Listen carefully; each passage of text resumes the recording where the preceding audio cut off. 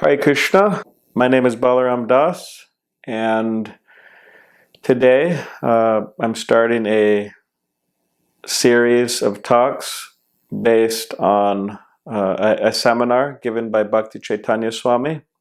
And the series of talks is titled Demons in Vrindavan. So before we continue, I'll just offer respects to my spiritual teachers.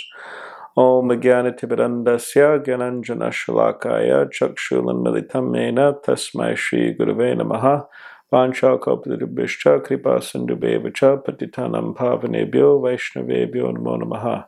Jai Shri Krishna Chaitanya Prabhu Nityananda Shri Advaita Gadadhar Shivasari Gaura Bhaktivinode. Hare Krishna Krishna Krishna Hare Hare Hare Rama Rama Rama Hare Hare. So in one of Srila Bhaktivinode Thakura's books, called Sri Chaitanya Siksamrta, he explains that the different demons and Krishna's pastimes in Vrindavan, they represent different obstacles, or specifically different anartas. Arta means something that is valuable, and anarta means something that is useless. So they represent useless things within the heart, these demons. And as we know, as we hear from Bhagavad Gita, Srimad Bhagavatam, that Krishna comes to this world to protect the devotees and to annihilate the miscreants or asuras. So similarly, Krishna, he will remove the obstacles, or he will remove the anartas from our heart. So when one comes to Krishna consciousness, one will start chanting Hare Krishna mantra, start engaging in the process of bhakti yoga, and they will experience that there'll be some obstacles. So one of our acharyas, one of our teachers, Vishwanath Chakravarti Thakur, he explains these different stages to be 6. So we'll go through those. One is Utsaha Mayi, and that means puffed up with enthusiasm, or overconfident with enthusiasm.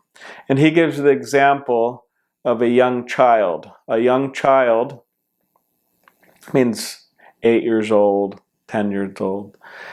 They start studying Vedic literature, start studying scripture, or maybe they learn some musical instruments. And then they become proud. They become puffed up with enthusiasm. And they think that they've mastered it, although they've hardly been doing it for that long.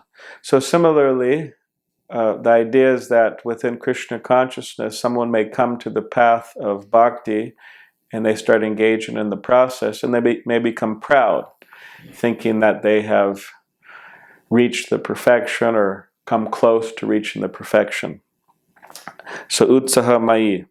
And then there's Gana Tarala. So this means thick and thin.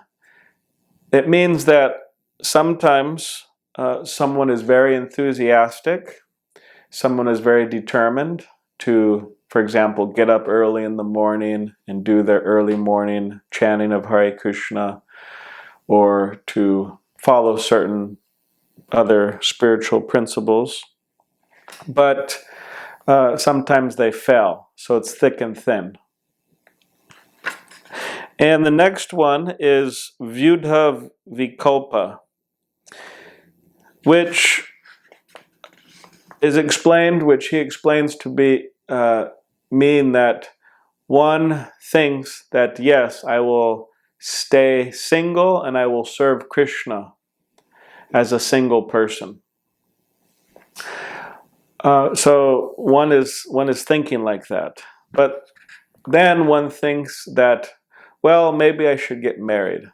So they're going back and forth.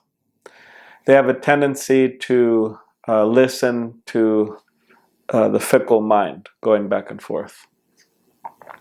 Or I will move here, I will move there, and so on. So that's another one. That's number 1, 2, 3. So 4, Vishaya Sangara. Vishaya is referring to senses or sense enjoyment or material enjoyment. And this particular one is, you could say it's an ongoing battle with desires for sense enjoyment. In other words, the material world or Maya or so many distractions are pulling a person's consciousness away from Krishna, and they're struggling with that. And sometimes they're victorious and sometimes not. So this is another one he brings up. Second to last, Niyamakshama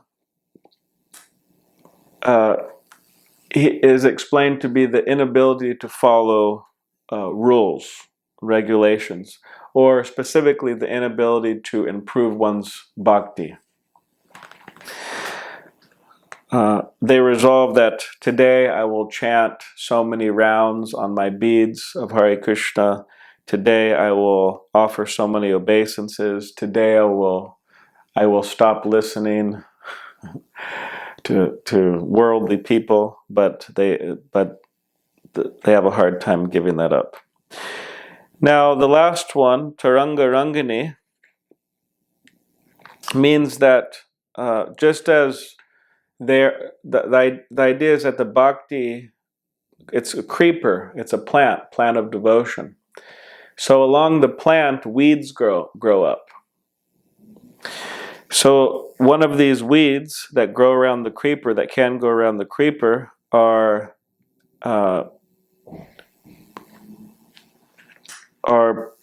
the desire to enjoy the different facilities that come from bhakti. So in other words, when one starts making more advancement, people may recognize, oh, this is a very saintly person, or they may think this is a very saintly person. He's such a good devotee, she's such a good devotee. And they start offering praise and respect and facility. And one tries to enjoy those. Or one tries to ride the waves. Specifically, it's Taranga Rangani, it means like a wave. So these are the different stages that one, or the different obstacles that one has to overcome. Specifically, this is explained in relation to when one is engaging in what is called bhajana kriya, or specifically doing devotional practices. Because the idea is that first, one comes in contact with a devotee and one develops some basic faith, shraddha, and then one starts associating with the devotees, sadhu sangha, and then one engages in bhajana kriya, doing devotional activities. And then after that, there is anartha nivritti. So anartha nivritti, anartha means useless things that are in the heart. Nivritti means to get free from those. Anartha nivritti is the next stage. Then comes nishtha, ruchi, nishtha, steadiness, ruchi, taste, asakti, attachment, bhava, the stage prior to love of God, love for Krishna.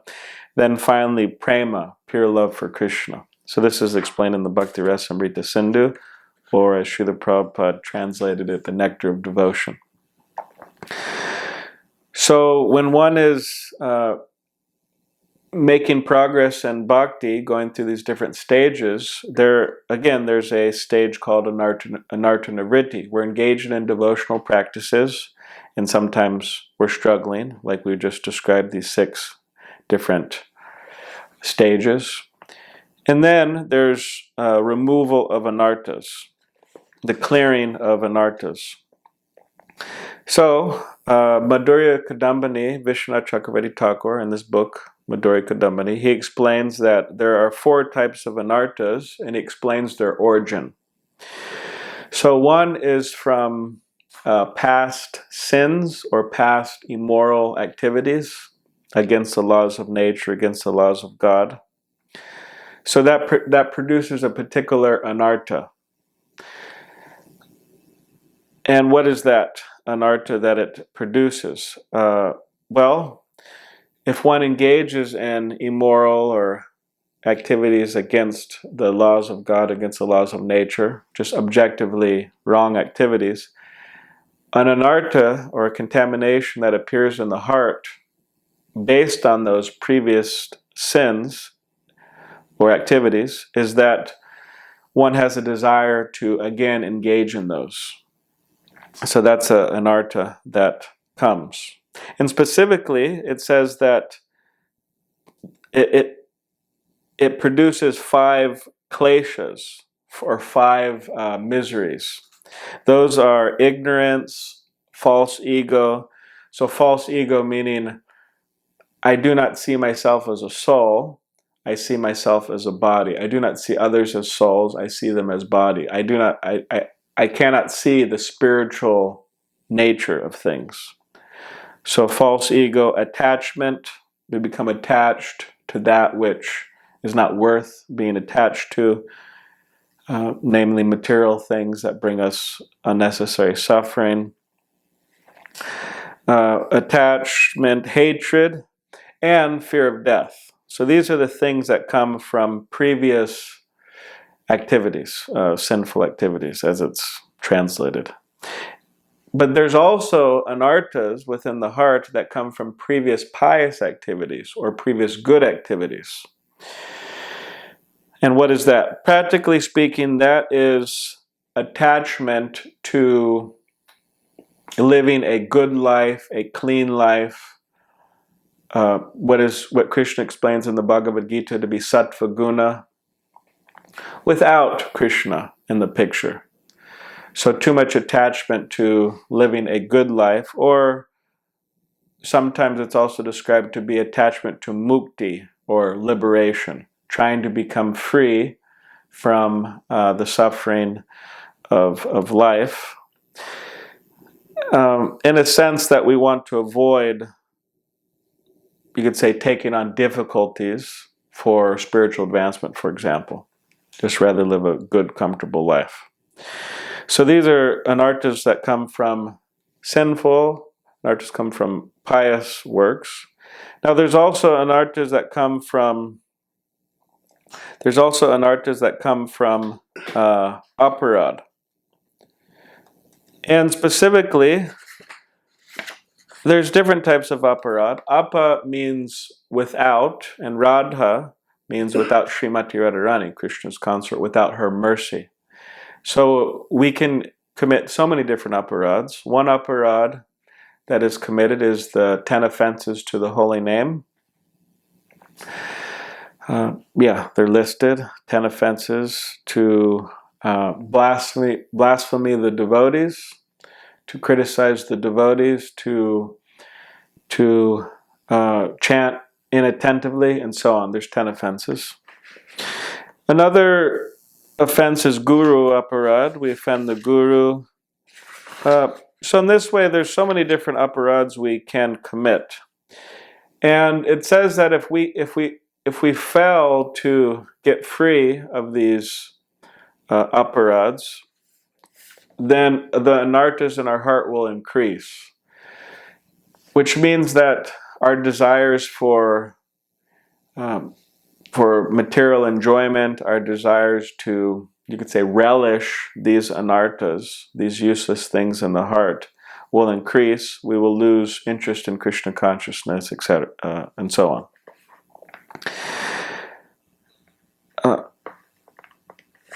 And another anartha is anartha arising from bhakti itself. So, as many weeds grow along with the main plant, along with bhakti appear wealth and other facilities, worship and respect by others, a comfortable position, and so on. These weeds grow powerful and overwhelm the heart of the devotee with their influences, choking the growth of the main plant intended for cultivation bhakti. So sometimes anarthas may grow and that come from bhakti. Again, someone may see that we're making advancement and they give us a lot of respect and adoration and so on, and we try to enjoy that. That's considered an anartha. So this is a brief overview of the different anarthas. Now there are more, this is generally speaking, there's more specific anarthas. There's a lot of them. And specifically these demons and Krishna's pastimes, or in Vrindavan, I believe there's 21 of them. Again, they represent certain anarthas. Like for example, next time we'll be discussing, part 2, we'll be discussing Putana, the demoness Putana, and what she represents. She represents the pseudo-guru. And she also represents the materially influenced or materially contaminated mind of people that's giving bad advice. So, and then other demons, for example, there may be demons who represent selfishness or demons who represent anger and so on. So there's more specific anarthas they represent. So again, this stage, these progressive stages of bhakti, from Shraddha to Prema, specifically this series of talks will be dealing with anartha nivritti, or getting free of these different obstacles. What are the obstacles and how to get free from them, which will then bring us to higher levels of bhakti. So thank you very much. Hare Krishna.